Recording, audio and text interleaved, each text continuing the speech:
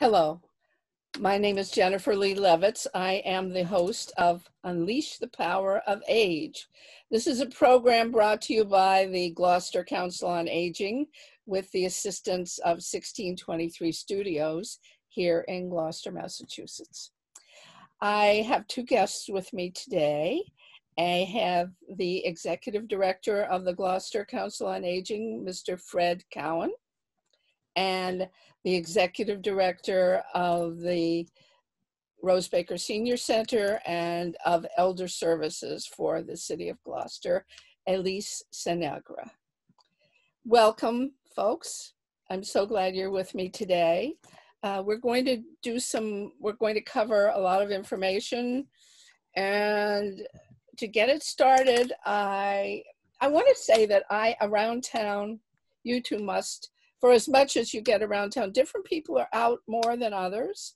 I am out quite a bit, especially at grocery stores, and I have been encountering people that I know from Rose Baker, from the senior center, and the first thing out of their mouths is how much they miss everybody, and when are we going to get back, and just that they just miss everybody so much.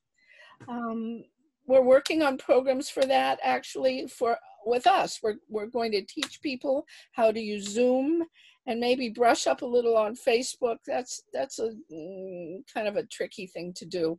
But Zoom, we are working on a program to teach Zoom so everybody can look at each other.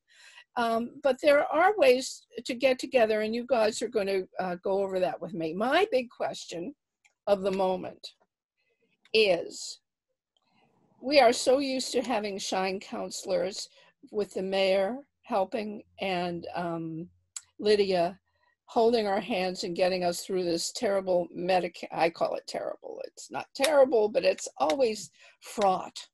Do you know what I mean? It's, oh my gosh, I always make the wrong choices. I pick the wrong program. I have to pay a deductible. I tried a deductible this year. I hate it. I want to go back. Do I want to go back to no deductible? Do I want to take my money now? Do I want to get my money later? Anyway, there's a lot of that. And I want to know first, we'll go over other programs, but my first question is, what are we doing to help people with Shine this year? We're in the enrollment period. Elise, help us, please. Thank you for asking. That is very much on the minds of many seniors, many folks who are on Medicare in the community are wondering about that. So we do start with open enrollment on October 15th, and we're already in the process of signing people up for Shine counseling. So as is the case with so much that's going on now because of COVID and everything's different, Shine counseling is going to look a little bit different this year in that it's happening over the phone. Instead of in person. Okay. But it's amazing. You can have a wonderful, really robust conversation over the phone, and you can cover all that important information that needs to be covered. One of the great things that I am so happy to say about Shine Counseling Services is that in the midst of everything that is so different right now, our seniors are going to still be able to access our mayor, and they're still going to be able to access Lydia Bertolino. So Lydia retired. I don't know if everybody knows that, but Lydia worked here at the Senior Center, and lots of folks knew her and know her. And she retired, but she's still going to volunteer her time. She's a certified Shine counselor. She's going to volunteer her time. And our mayor, with all that she has on her plate, is also volunteering her time to provide Shine counseling services. So all folks need to do is they need to call the Senior Center at 978-281-9765. They can ask for extension 12 or extension 13. And if they don't get anybody at either of those extensions, they can ask for extension 22, because that's me. And just get one of the staff members, and we will send you an application. We even send you an addressed envelope so that you can put it in the envelope and it'll come back to us here. You do have to put your own stamp on there, but we send you the envelope, we send you the thing that you're going to fill out that's going to talk about some of the personalized stuff that's going to make that Shine counseling service be very personalized to your health situation. There's a place on the form where you list your medications.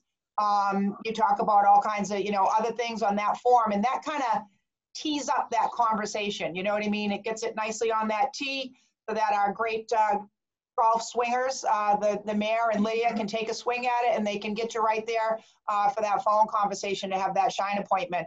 And it is so very important because so many things do change that even if you yourself, if your particular health situation has not changed, your insurance company might have changed, and some things could still change on you, even though you really haven't changed.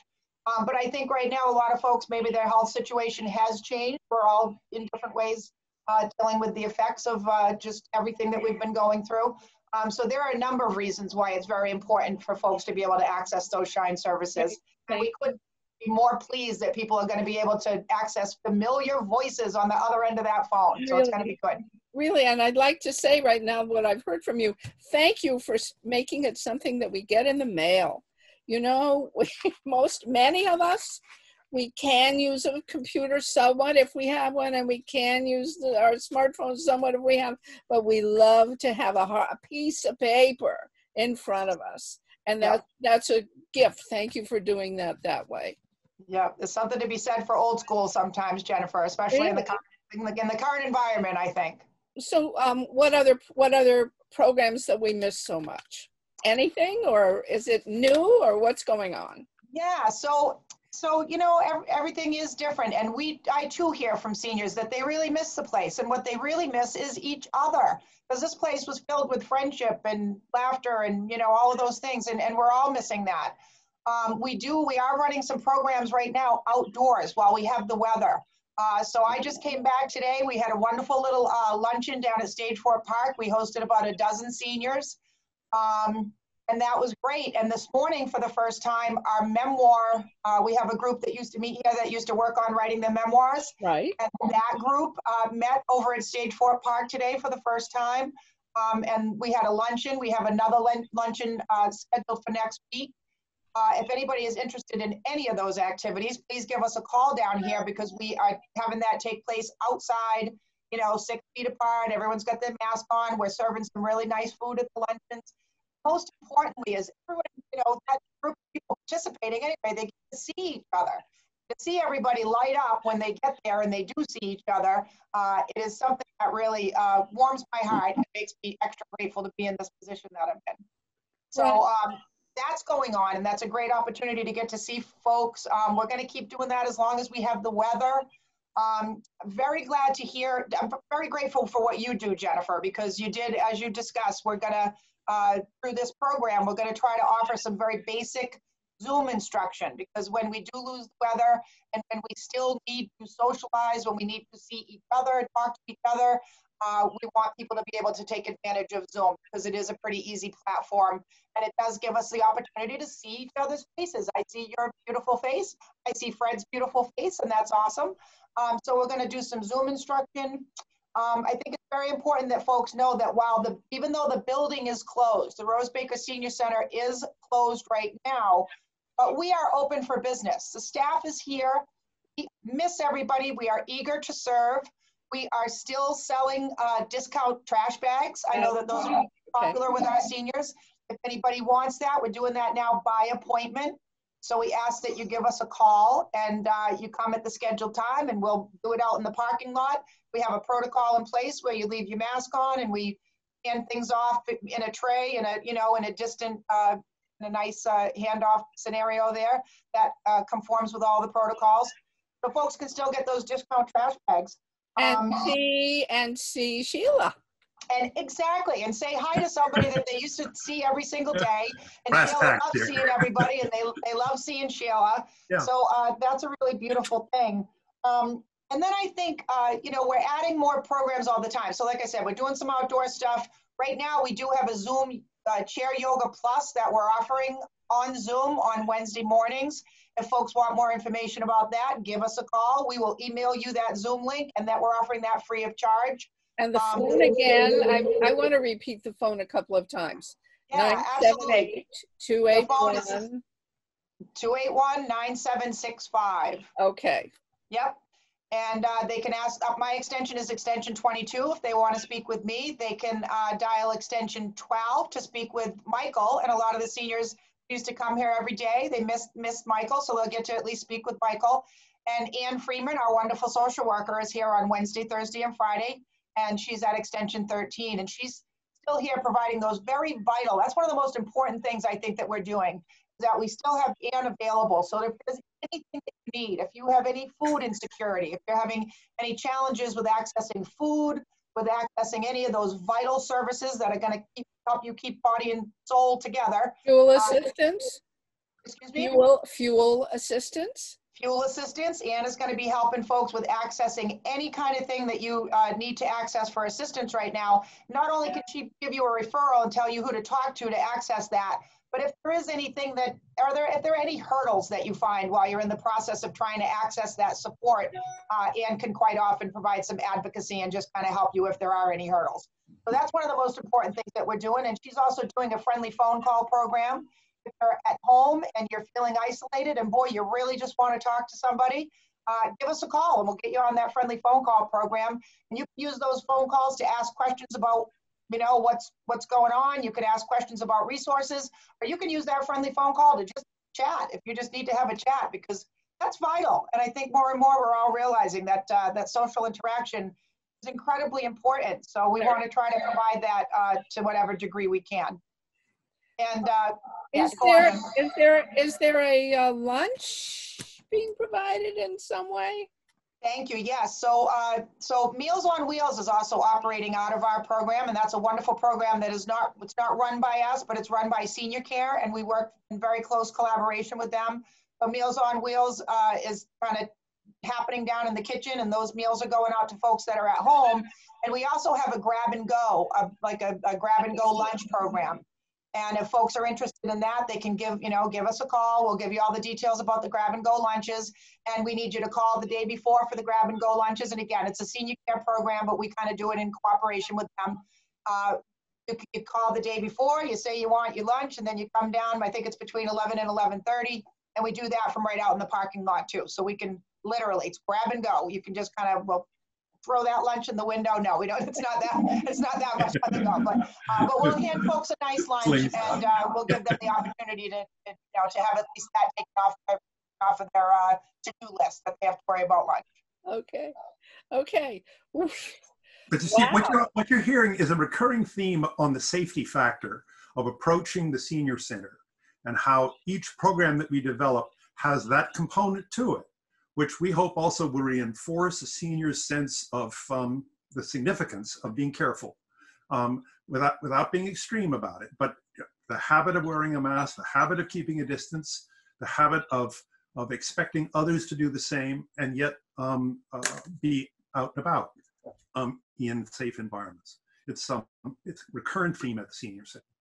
Great. Thank you, Fred. And you know of from where you speak. I do. Fred. You do. Yeah. You are, in addition to the Council on Aging, you are on the Board of Health. You are on 1623. You are on the Board of Needy Meds.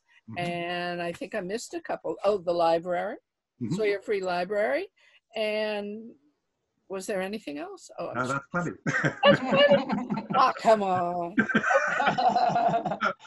You're bringing all of these contacts and this knowledge and this information in a very coordinated way to inform what we are doing, what we are not doing, and what we're offering today, in the near future, and making plans with many eventualities, and making serious and well-informed plans. And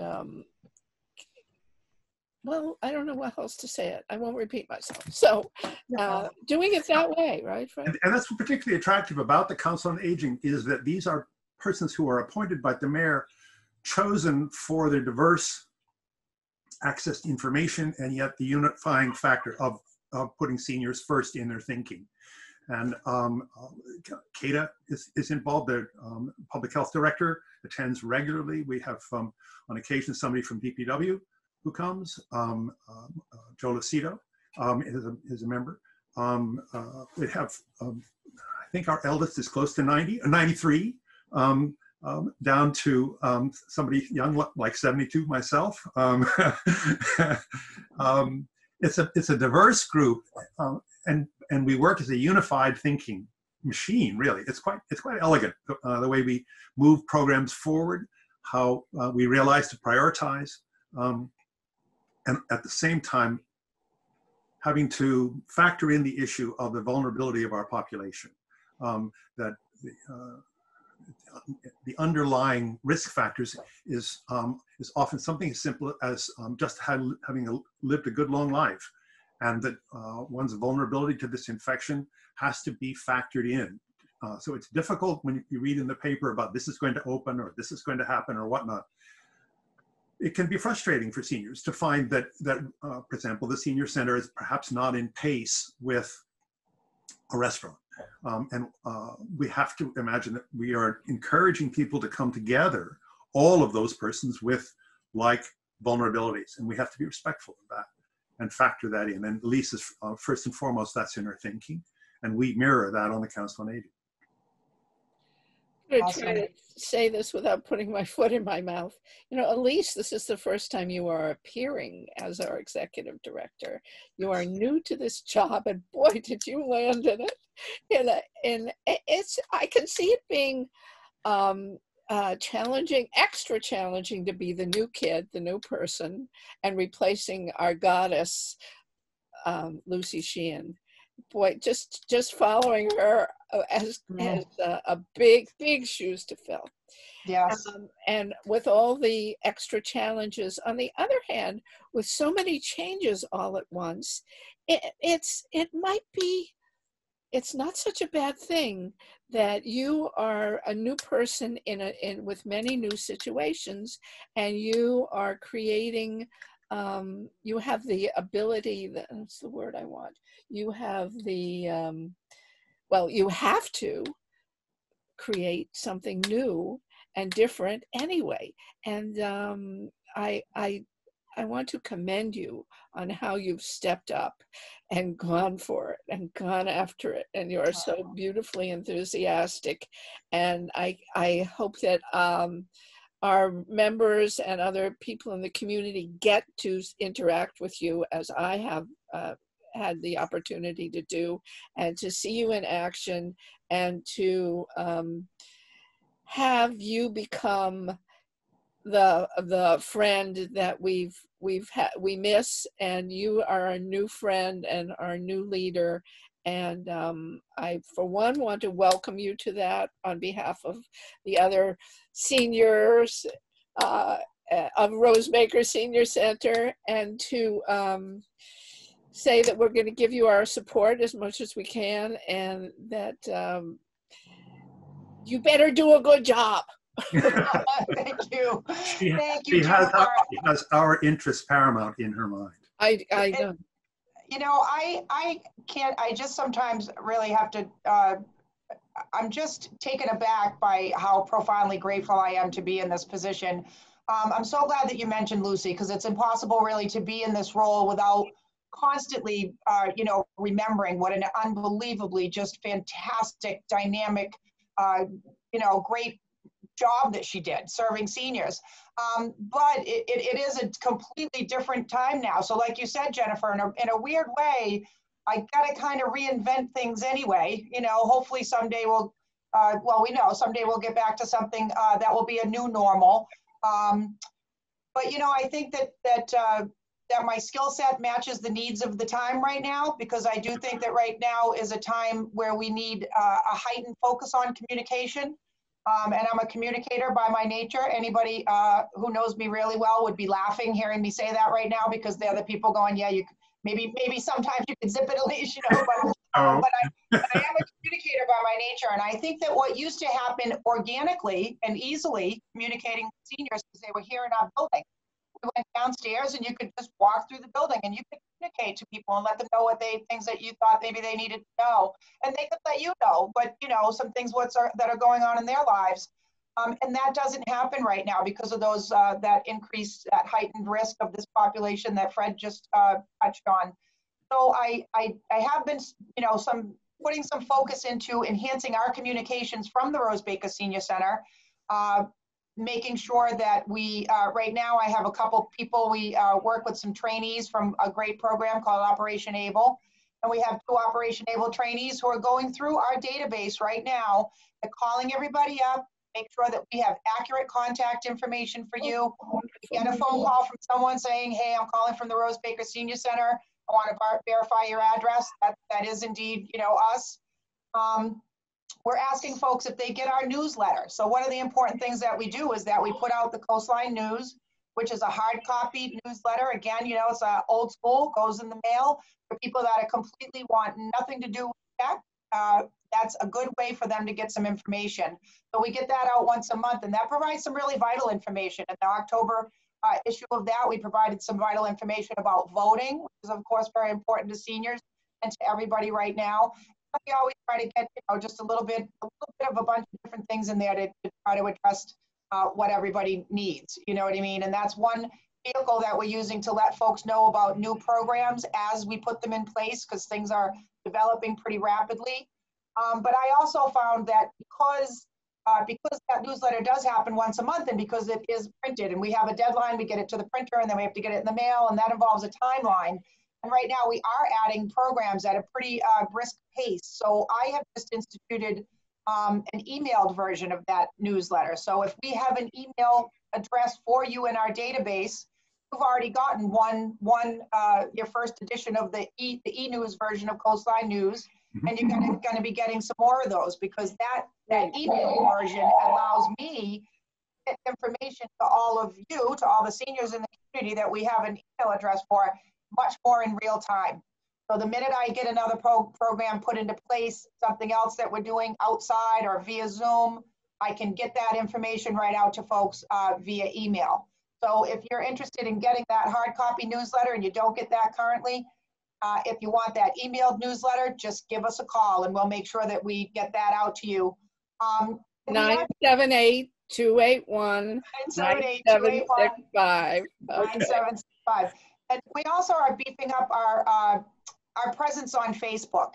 And I know lots of people have kind of mixed feelings about Facebook, but I think given the time that we're in right now, and given the realities of the winter that we may be facing, and what a lot of the experts are telling us that we need to be prepared for, I think that Facebook can be a useful platform to keep people engaged with one another. So I'm trying to get a lot more pictures of people on Facebook, so you can start to just go to Facebook and maybe see the faces of some old friends. We're making sure that on Facebook that we post, you know, information also about new programs that we're adding.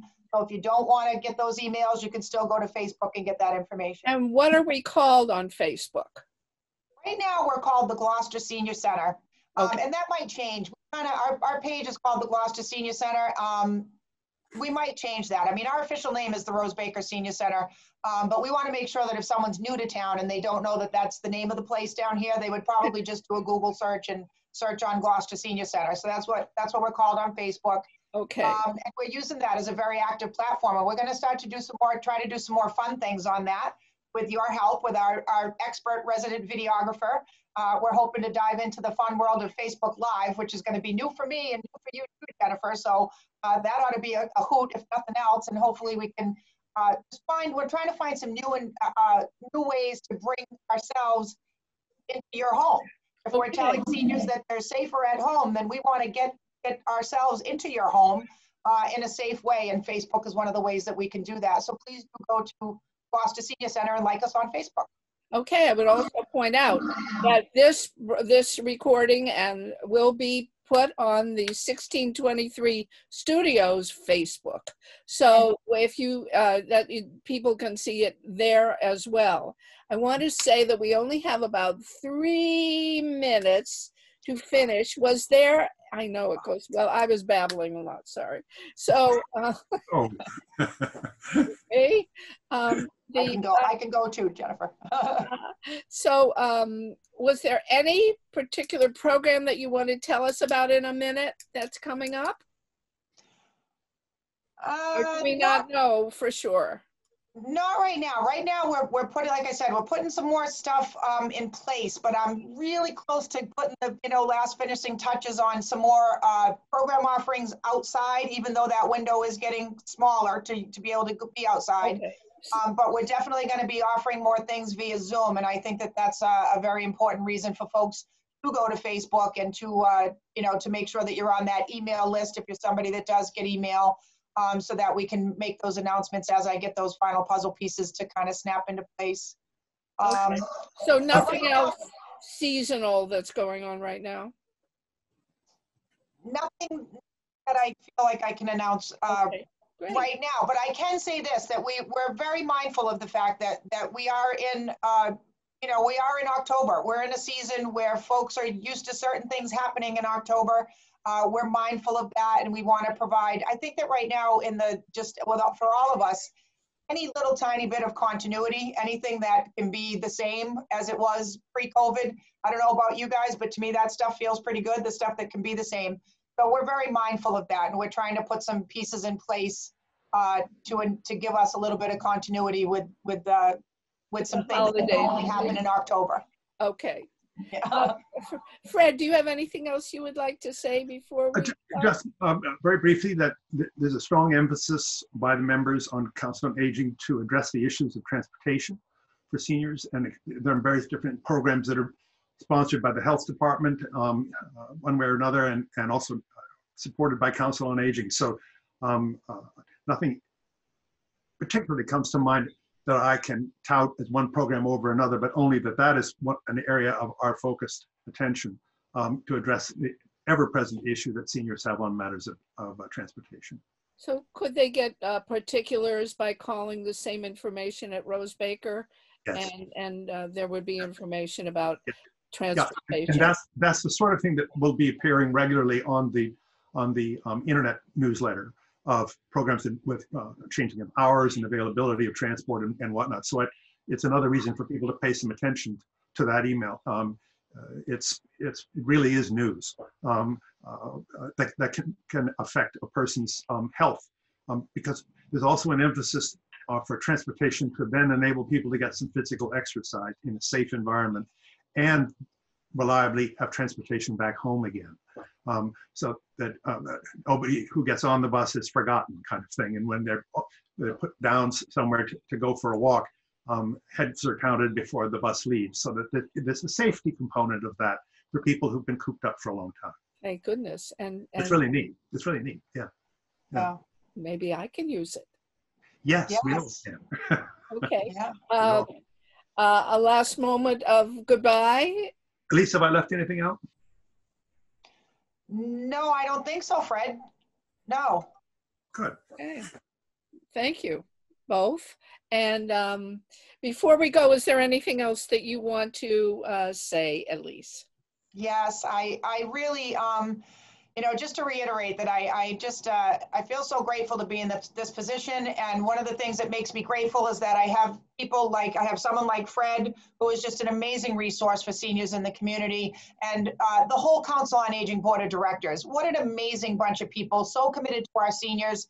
I'm getting so much support from up at City Hall, from everybody from the mayor's office to the you know, the city administrator, the health office. Like, everybody has been amazing. And of course, we've got a great support organization too. We've got the Friends of the Gloucester Council on Aging, who do fundraising just so that we have money to, you know, to do things that are just kind of extra cool. And we have all of that available to us because we're lucky enough to live in this beautiful community that really supports seniors. So yeah, thanks so much. And what you do is this is so amazing, Jennifer. This offering this program is just such a wonderful thing for seniors in the community. So thank you for everything that you do. Oh, yep, I echo that. Listen, this is I love this, and we couldn't do this without 1623. Yes. We are a community partner of 1623 Studios, and we hope to continue this for a long time. Yes, so grateful to them too. All right, Fred Cowan, thank you so much. Elise Dinagra, thank you so much. Thank you. Thank you all for watching, and we'll see you again soon. Yeah. Bye, everyone. Bye.